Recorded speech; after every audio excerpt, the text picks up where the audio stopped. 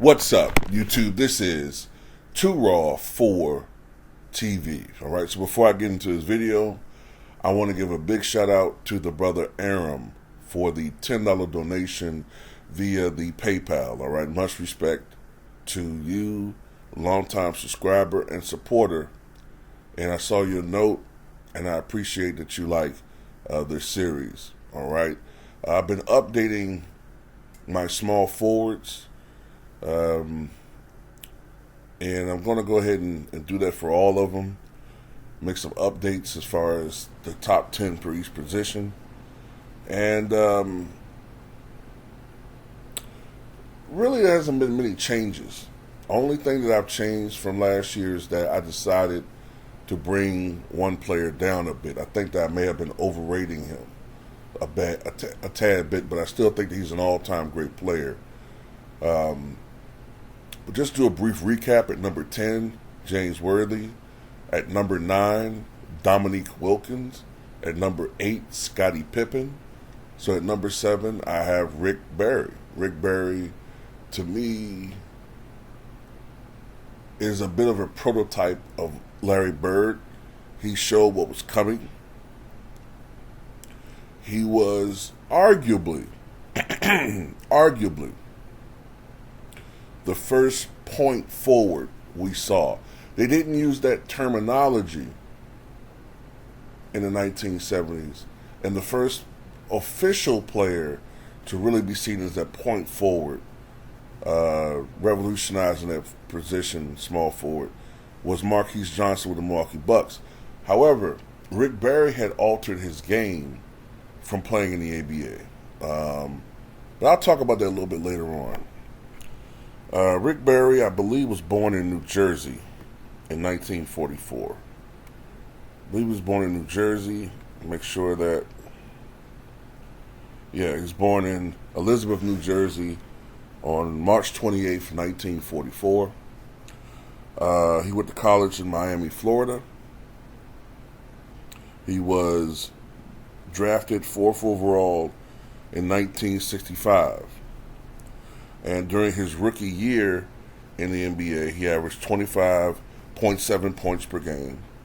He averaged a career-high 10.6 rebounds per game.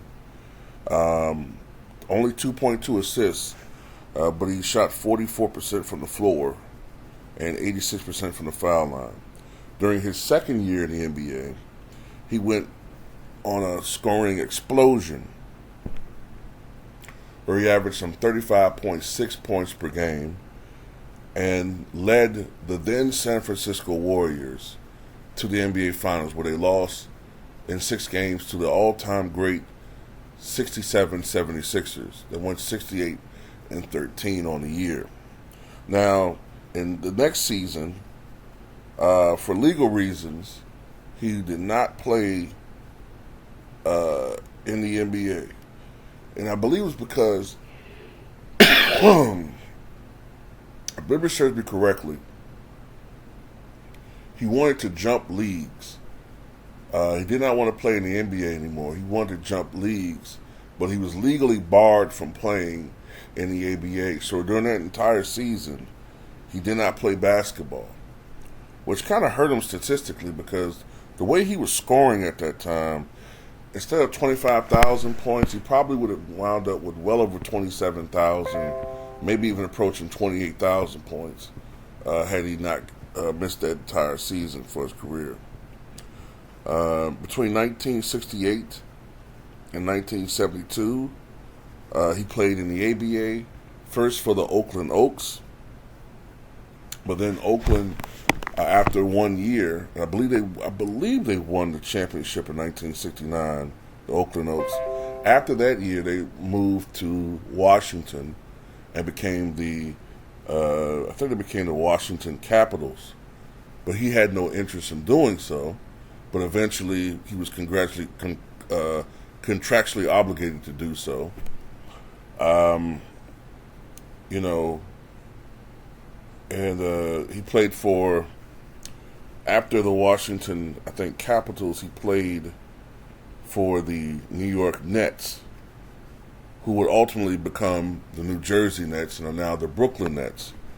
and he played played great basketball there. But then in 1973, I believe it is, he switched back to the NBA and came back to playing with the Golden State Warriors. Matter of fact, it was 1972. By this time, his game had changed. The ABA was known for its advantage over the NBA when it came to athleticism. The NBA had the advantage when it came to big men and sheer firepower. But the ABA had the advantage when it came to athleticism, probably skills, what we would call skills. The ABA was a more skilled league, right?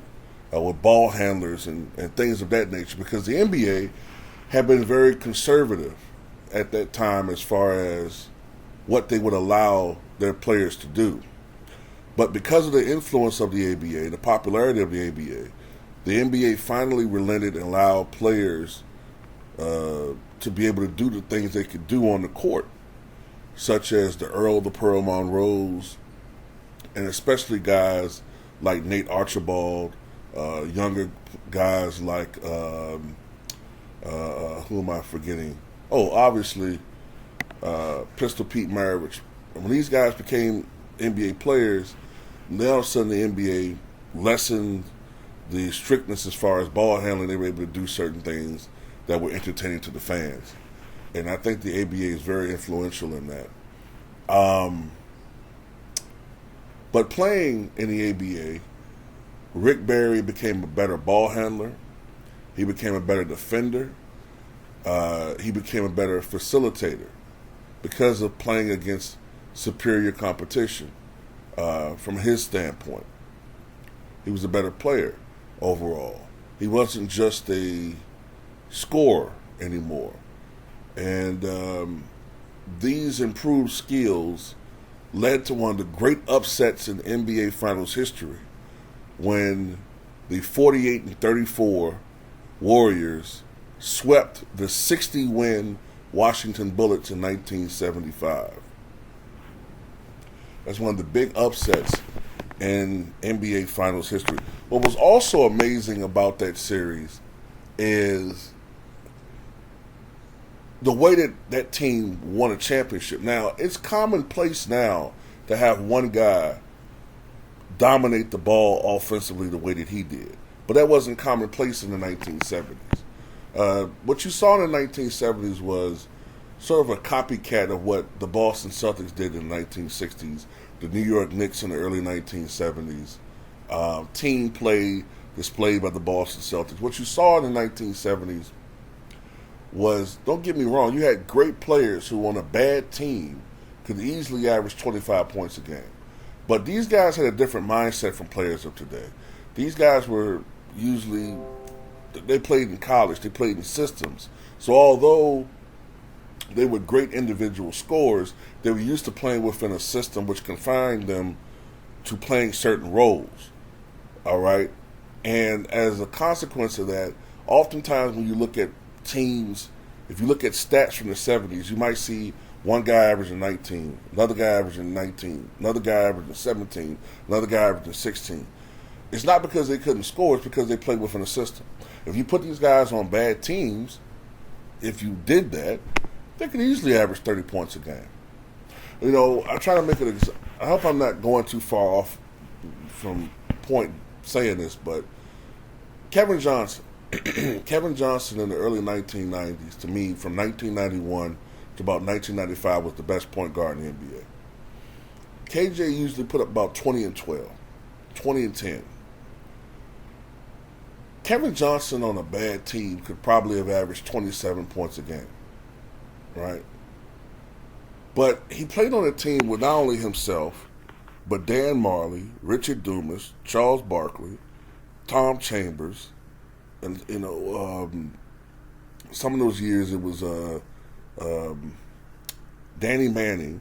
So you had all these different guys who could score the basketball.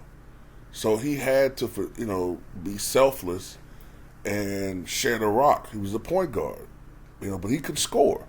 That's why this is a guy who was still putting up 19 to 20 points a game himself. So anyway, Rick Barry was a guy that was able to transform himself for whatever the role was. All right. Later on in his career, he became more of an off-the-ball jump shooter, a role player, coming off the bench in his later years in the NBA, I'd say 78, 79, and then that last year with the Rockets in 1979, 1980. Now, if you talk about Rick Barry, there's one thing you have to mention. As great a player as he was an insufferable asshole. All right? He's probably the biggest asshole in NBA history. Nobody liked him. Fans of the teams that he played for, didn't care for him a lot of times. Some of the things he would say in the media about the fan bases were off-putting. Look, this is a guy that said, he didn't want his son growing up with a Virginia drawl playing for the Virginia Squires, or the Washington Capitals. He didn't want him developing a Southern accent, He said a lot of disparaging things about teammates, opponents, officials, people in general. He was an asshole. Nobody fucking liked this guy. And that's partially why I think he doesn't get a lot of credit. The credit that he deserves as a player. But still, be it as it may, the guy still was a great all-time player.